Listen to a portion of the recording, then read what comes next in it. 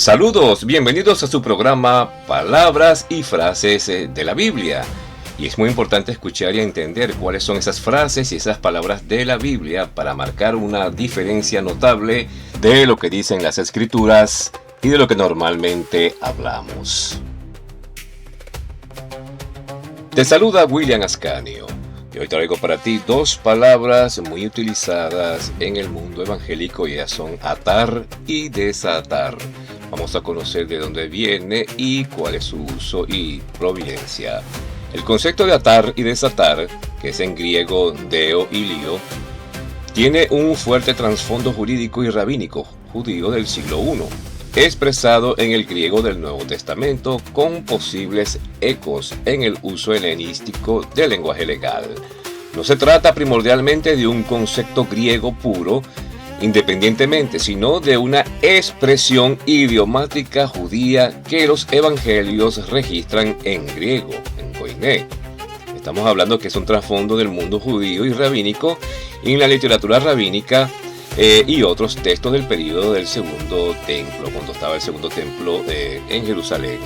Atar, es azar en hebreo o arameo, significaba prohibir, declarar ilícito, obligar o imponer una restricción, que a menudo se interpreta de la Torá o disciplina, que fue, digamos, aquellos libros que ellos desarrollaron en el tiempo de los hebreos, para ellos dar armonía y dar justicia en la sociedad de ese tiempo.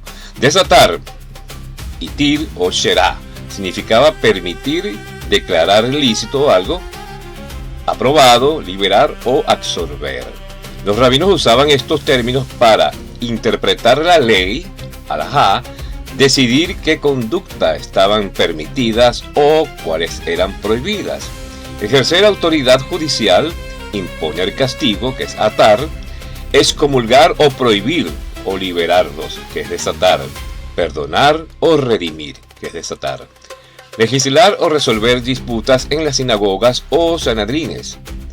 Ejemplo rabínico, la escuela de Shammai, que ataba, era más estricta, y la de Hillel desataba, que es más permisiva. Esto era autoridad derivada de la ordenación, semilla, y se consideraba que reflejaba decisiones celestiales. Tomaban la decisión en el nombre de Dios y así las aplicaban. En el Nuevo Testamento, lo que dijo Jesús. Jesús usa esta terminología en dos contextos claves. Evangelio de Mateo, escrito pensando en un público judío, ya que Mateo, como buen judío, se dice que el Evangelio de Mateo va contextualizado para el mundo judío. Y por eso en Mateo 16, versículo 19, le dice a Pedro, te daré, dice Jesús, te daré las llaves del reino de los cielos, y todo lo que ates en la tierra será atado en los cielos, y todo lo que desates en la tierra será desatado en los cielos. Esto se asocia con las llaves, que es la autoridad. A ti te doy, Pedro, la autoridad para abrir, cerrar el acceso al reino mediante el Evangelio, y Pedro ejerce esto en Hechos. En el caso del momento del Pentecostés, abre el reino a los judíos, luego a los gentiles en Hechos capítulo 10. Le dio primero la autoridad a Pedro para predicar a los hebreos, digamos al pueblo judío, y luego al mundo gentil. Mateo 18:18 a los discípulos. Es similar en contexto de disciplina eclesiástica. Tratar el pecado en la comunidad, confrontación privada con testigos y finalmente ante la iglesia. Cualquier cosa que aten en la tierra se vincula a decisiones comunitarias que tienen respaldo divino. Es decir, da esa autoridad espiritual a conformidad de su pueblo ahora de la iglesia para que pueda atar y desatar.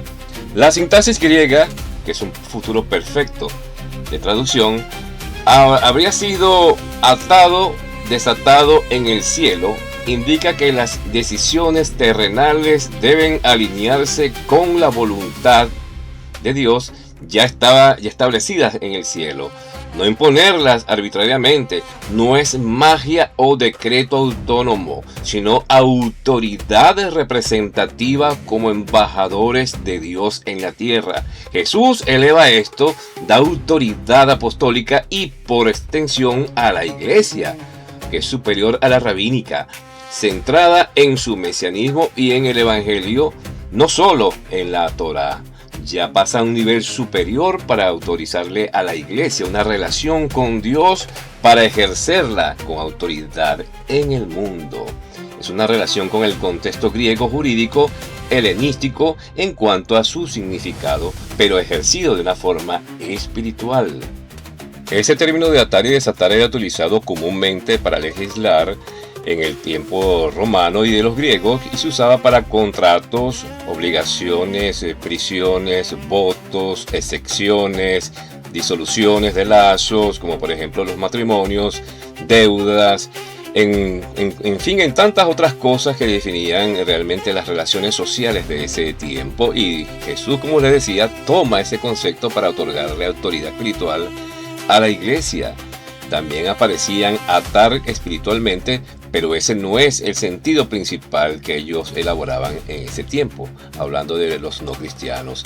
En el Imperio Romano, el lenguaje de ligar y desligar podía evocar autoridad judicial o contractual, que es lo mismo atar o desatar, ligar o desligar. Los evangelios escritos en griego para un mundo bilingüe usan términos familiares tanto a judíos como también a gentiles. Pero el idioma específico, atar y desatar, es el que más se eleva en medio de ellos. Como pareja filial, proviene del uso rabínico, no de la jurisprudencia griega clásica, como en Atenas o el derecho romano puro. En resumen, el concepto que Jesús usa no es un invento griego puro, sino una expresión judía vertical hacia el griego, con resonancias jurídicas helenísticas que facilitaban su comprensión en el mundo mediterráneo de ese tiempo. Representa autoridad para proclamar, interpretar, disciplinar y decidir en la comunidad de fe, con el respaldo divino. Muchos intérpretes ven esto en el origen de la autoridad de la iglesia, y así debe ser. Ahora bien, se hace la gran pregunta: ¿tienes tú la autoridad de Dios para atar y desatar? ¿Tienes la autoridad de tus superiores para atar y desatar? ¿Tienes la autoridad divina de Dios para ello? Pues, si quieres saber más de este tema, búscalo en tu Biblia. Así que será para el próximo programa. Danos un clic en la campanita y que Dios te bendiga.